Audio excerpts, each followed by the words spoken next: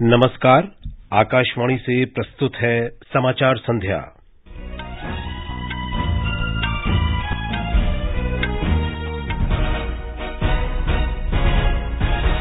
त्रिपुरा विधानसभा चुनाव में 81% से अधिक मतदान। प्रधानमंत्री नरेंद्र मोदी ने उत्तर प्रदेश के गोरखपुर में सांसद खेल महाकुंभ के समापन समारोह को वर्चुअली संबोधित किया। कहा, ये प्रतियोगिता विश्व खेलों में देश की क्षमता को सामने लाने में बड़ी भूमिका निभाएगी। गृह मंत्री अमित शाह ने कहा, सरकार जल्द ही भारतीय दंड संहिता, दंड प्रक्रिया संहिता और साक्ष्य अधिनियम में बदलाव करेगी। वित्त मंत्री निर्मला सीतारामन ने कहा, सरकार ने सूक्ष्म, लघु और मध्यम उद्यमों को 2 लाख करोड़ रुपए अतिरिक्त गारंटी मुक्त ऋण देने का आश्वासन दिया। सेना ने जूनियर कमीशन्ड अधिकारी, अन्य रैंकों और अग्निवीरों के लिए भर्ती प्रक्रिया में संशोधन किया। और भारत और ऑस्ट्रेलिया के बीच बॉर्डर गावस्कर क्रिकेट टेस्ट श्रृंखला का दूसरा टेस्ट मैच कल से नई दिल्ली में। समाचार संध्या के साथ मैं विशाल शर्मा।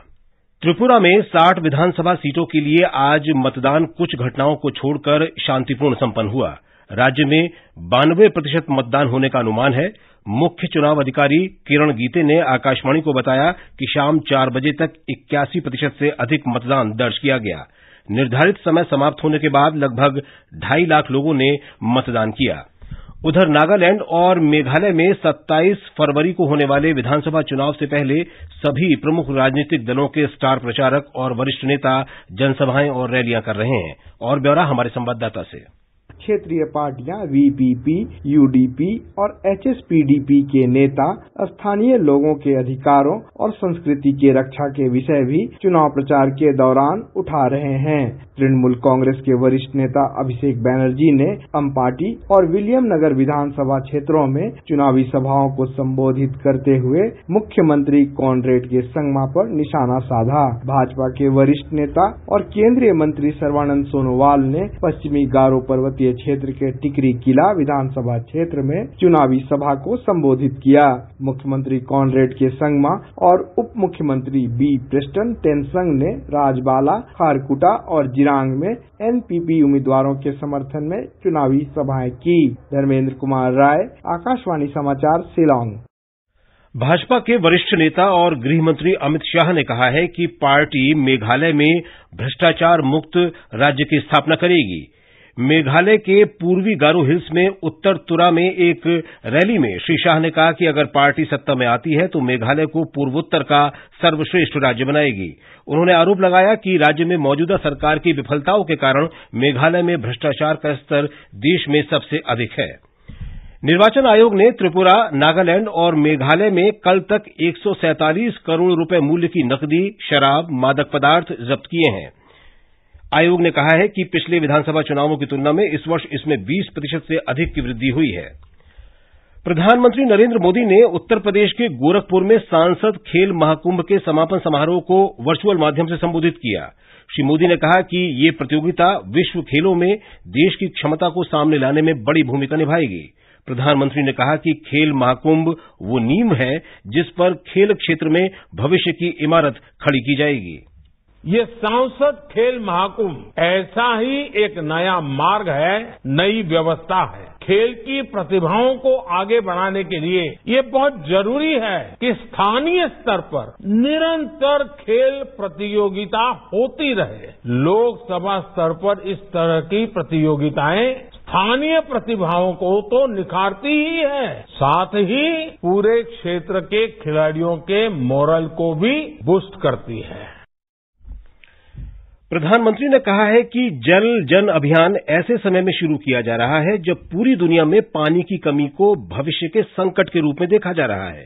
राजस्थान के सिरोही जिले के आबू रोड में अभियान का वर्चुअल उद्घाटन करते हुए प्रधानमंत्री ने कहा कि 21वीं सदी में दुनिया पृथ्वी पर सीमित जल संसाधनों की गंभीरता को महसूस कर रही है। श्री मोदी ने सदियों पुरानी उस परंपरा का उल्लेख किया जिसमें जल संरक्षण को बढ़ावा दिया जाता था।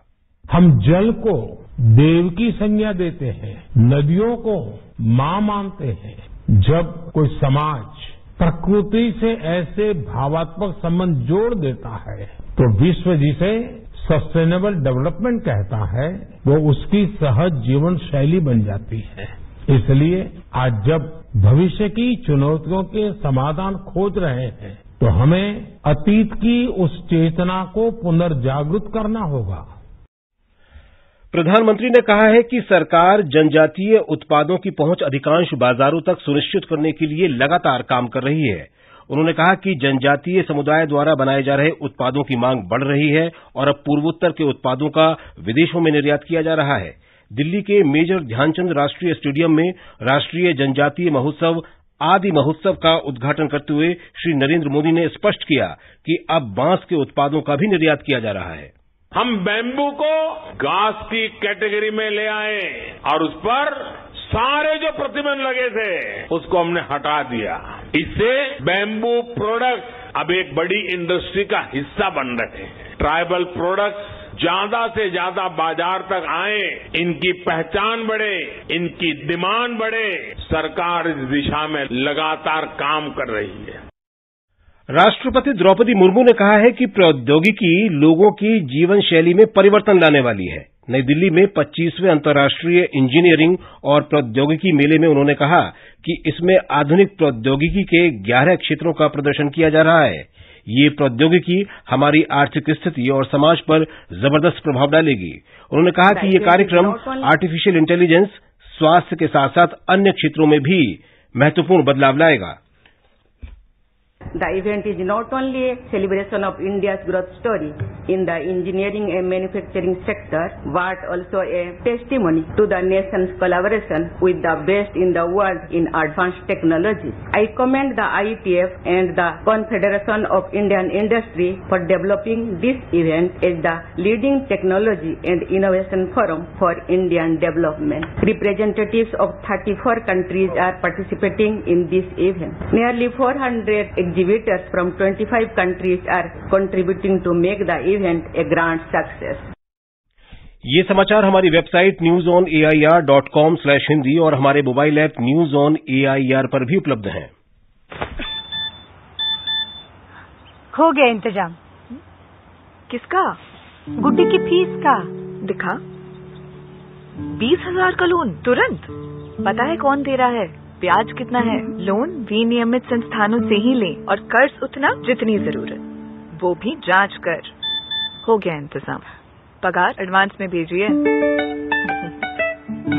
आरबीआई कहता है, सही वित्तीय बर्ताव करे आपका बचाव। समाचार संध्या में आपका फिर स्वागत है। गृहमंत्री अमित शाह ने कहा है कि सरकार भारतीय दंड संहिता, दंड प्रक्रिया संहिता और साक्ष्य अधिनियम में बदलाव करने जा रही है। नई दिल्ली में दिल्ली पुलिस के 76वें स्थापना दिवस कार्यक्रम में उन्होंने ये बात कही। आईपीसी, सीआरपीसी और एविडेंस एक्ट, ये तीनों कानूनों में आमूलचूल परिवर्तन लाने जा रही है। ये तीनों कानूनों में परिवर्तन लाकर उसको हम आज के समय के अनुकूल बनाएंगे और उसको आंतरिक सुरक्षा सबसे मजबूत हो इस दिशा में इसे अनेक प्रकार के फॉरेंसिक और अन्य साक्ष्य की उपलब्धि और इसको और मजबूत बनाएंगे। गृहमंत्री ने कहा कि दिल्ली पुलिस फॉरेंसिक टीमों के सहयोग के साथ अपराध की जांच करने वाला देश का पहला पुलिस बल हो जाएगा। वित्त मंत्री निर्मला सीतारामन ने कहा है कि सरकार ने सूक्ष्म, लघु और मध्यम उद्यमों के लिए बिना गारंटी के 2 लाख करोड़ रुपए के ऋण की उपलब्धता सुनिश्चित की है। आज हैदराबाद में उद्यमियों के साथ बजट पर चर्चा करते हुए उन्होंने कहा कि पिछले 1 महीने के दौरान कृषि प्रौद्योगिकी क्षेत्र में स्टार्टअप्स की संख्या 400 से बढ़कर 1200 हो गई है। वित्त मंत्री ने हैदराबाद में ही दूरदर्शन संवाद कार्यक्रम में कहा कि अगले वित्त वर्ष के बजट में आम आदमी और कमजोर वर्गों को ध्यान में रखते हुए समावेशी और सतत विकास पर ध्यान दिया गया है। उन्होंने कहा कि सरकार की अल्पसंख्यकों की छात्रवृत्ति में कटौती की कोई योजना नहीं है। माइनॉरिटी को फेलोशिप मिल रहा है ऐसे नहीं है, क्योंकि बाकी सब स्कीम्स के द्वारा भी माइनॉरिटीज को भी मिलता है। उसका नाम उदाहरण के साथ मैंने पार्लियामेंट में भी सामने रखी। सो माइनॉरिटीज को फेलोशिप कम करो नहीं, इतनी सारे स्कीम्स के द्वारा जो हो रही है वो भी चलने दो। उसके द्वारा जब नंबर इंक्रीज हो रही है उसको भी प्रोत्साहन दो। देश में पर्यटन और आतिथ्य के क्षेत्र में उपलब्ध अवसरों की जानकारी के लिए पर्यटन मंत्रालय 17 से 19 मई तक नई दिल्ली में पहला वैश्विक पर्यटन निवेश सम्मेलन आयोजित करेगा। पर्यटन मंत्री जी किशन रेड्डी ने कहा कि सरकार भारत में पर्यटन क्षेत्र को प्रोत्साहन और उसके विकास के लिए मिशन मोड में काम कर रही है। उन्होंने बताया कि सरकार G20 सम्मेलन में आने वाले विदेशी प्रतिनिधियों के स्वागत के लिए तैयार है। G20 के अंदर लगभग मोर देन 1 लाख टारगेट्स आने का ऐसा एक्सटर्नल अफेयर्स मिनिस्ट्रीज का एक्सपेक्टेशन है। वो 250 मीटिंग्स मोर देन 50 सिटीज में ये हो रहा है। इसमें फॉरेन डेलीगेट्स आएंगे। ये लोग आने के बाद जो भारत में हर जगह जाएंगे उनको अच्छे स्वागत सम्मान करना चाहिए, अपना टूरिस्ट डेस्टिनेशन दिखाना चाहिए, जो अपना कल्चर अपना विरासत बताना चाहिए। वो अपना देश में जाकर भारत का टूरिज्म का, भारत का विरासत का एम्बेसडर बन के प्रचार करना चाहिए। सेना ने जूनियर कमीशन अधिकारियों, अन्य रैंकों और अग्निवीरों के लिए भर्ती प्रक्रिया में संशोधन किया है। इसके अनुसार भर्ती रैली से पहले कंप्यूटर आधारित ऑनलाइन भर्ती परीक्षा आयोजित की जाएगी। भर्ती परीक्षा के लिए ऑनलाइन पंजीकरण जारी है और ये 15 मार्च तक चलेगा। ऑनलाइन भर्ती परीक्षा देश भर में करीब 180 केंद्रों पर 17 से 20 अप्रैल के बीच आयोजित की जाएगी। ये भर्ती 3 चरणों में की जाएगी। पहले चरण में ऑनलाइन प्रवेश परीक्षा, दूसरे चरण में फिजिकल फिटनेस और तीसरे चरण में चयनित उम्मीदवारों का मेडिकल टेस्ट होगा। सरकार की निःशुल्क टेलीमेडिसिन सेवा ई संजीवनी 10 करोड़ से अधिक लाभार्थियों को दूरसंचार परामर्श सेवा उपलब्ध कराकर एक और मील का पत्थर तय कर लिया है। स्वास्थ्य मंत्री डॉक्टर मनसुख मांडविया ने कहा है कि संजीवनी लाभार्थियों में 57% से अधिक महिलाएं हैं और लगभग 12% लाभार्थी वरिष्ठ नागरिक हैं। भारत और ऑस्ट्रेलिया के बीच बॉर्डर गावस्कर ट्रॉफी का दूसरा टेस्ट मैच कल से दिल्ली के अरुण जेटली स्टेडियम में खेला जाएगा। भारतीय टीम पहला मैच जीतकर श्रृंखला में बढ़त बनाए हुए है और लगातार दूसरा मैच जीतकर विश्व टेस्ट चैंपियनशिप के फाइनल के लिए अपनी जगह मजबूत करने के इरादे से उतरेगी। कश्मीर घाटी में थल सेना ने खेलो इंडिया पहल के अंतर्गत कुपवाड़ा जिले के पंजगाम गांव में महिलाओं के लिए स्नो क्रिकेट प्रतियोगिता का आयोजन किया। ये अपनी तरह का पहला आयोजन था जिसमें युवा लड़कियों ने बर्फीले मैदान पर क्रिकेट खेला। दक्षिण अफ्रीका से 12 चीतों का दूसरा समूह शनिवार को भारत पहुंचेगा। पर्यावरण, वन और जलवायु परिवर्तन मंत्री भूपेंद्र यादव ने आज नई दिल्ली में बताया कि चीतों के लिए मध्य प्रदेश के कूनो नेशनल पार्क में 10 क्वारंटाइन बाड़े तैयार किए गए हैं। इससे पहले श्री मोदी ने पिछले वर्ष कूनो नेशनल पार्क में ही 8 चीतों को छोड़ा था। भारत और फिजी ने राजनयिक तथा आधिकारिक पासपोर्ट धारकों के लिए वीजा छूट पर आज एक समझौता ज्ञापन पर हस्ताक्षर किए। इसके अंतर्गत राजनयिक और आधिकारिक पासपोर्ट धारक 90 दिनों से अधिक की अवधि के लिए बिना वीजा के एक दूसरे के क्षेत्र में प्रवेश, निकास तथा ठहरने में सक्षम होंगे।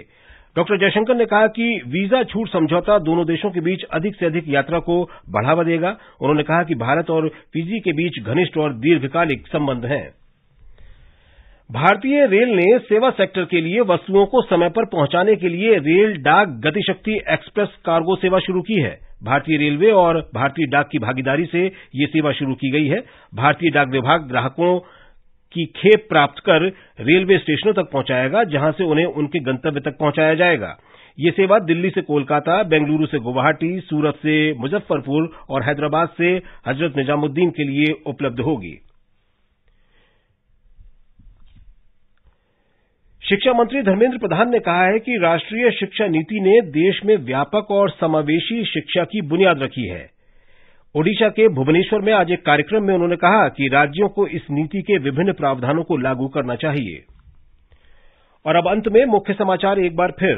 त्रिपुरा विधानसभा चुनाव में 81% से अधिक मतदान। प्रधानमंत्री नरेंद्र मोदी ने उत्तर प्रदेश के गोरखपुर में सांसद खेल महाकुंभ के समापन समारोह को वर्चुअली संबोधित किया। कहा, ये प्रतियोगिता विश्व खेलों में देश की क्षमता को सामने लाने में बड़ी भूमिका निभाएगी। गृह मंत्री अमित शाह ने कहा, सरकार जल्द ही भारतीय दंड संहिता, दंड प्रक्रिया संहिता और साक्ष्य अधिनियम में बदलाव करेगी। वित्त मंत्री निर्मला सीतारमण ने कहा, सरकार ने सूक्ष्म, लघु और मध्यम उद्यमों को 2 लाख करोड़ रुपए अतिरिक्त गारंटी मुक्त ऋण देने का आश्वासन दिया। सेना ने जूनियर कमीशन अधिकारी, अन्य रैंकों और अग्निवीरों के लिए भर्ती प्रक्रिया में संशोधन किया। और भारत और ऑस्ट्रेलिया के बीच बॉर्डर गावस्कर क्रिकेट टेस्ट श्रृंखला का दूसरा मैच कल से नई दिल्ली में। इसके साथ ही समाचार संध्या का ये अंक समाप्त हुआ। नमस्कार।